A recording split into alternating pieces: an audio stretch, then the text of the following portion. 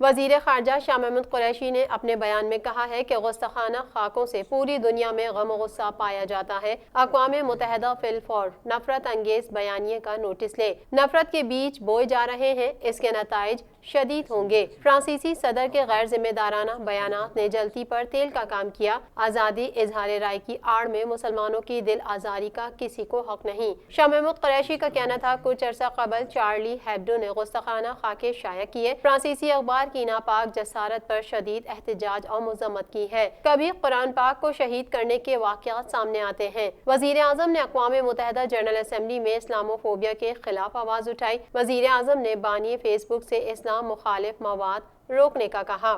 OIC کے آئندہ اجلاس میں جامع قرارداد پیش کروں گا۔ 15 مارچ اسلامو فوبیا کے خلاف عالمی دن کے طور پر طے کرنے کی تجویز دیں گے۔ اس سے قبل وزیر اعظم عمران خان نے سوشل میڈیا پر اپنے پیغام میں فرانسیسی صدر میکرون کے اسلام مخالف بیانات کی مذمت کرتے ہوئے کہا، لیڈر کی پہچان یہ ہے کہ وہ لوگوں کو متحد کرتا ہے۔ فرانسیسی صدر کو دنیا کو تقسیم کرنے کے بجائے معاملات کو حل کرنا چاہیے تھا۔ دنیا کو تقسیم کرنے سے انتہا پسندی مزید بڑھے گی۔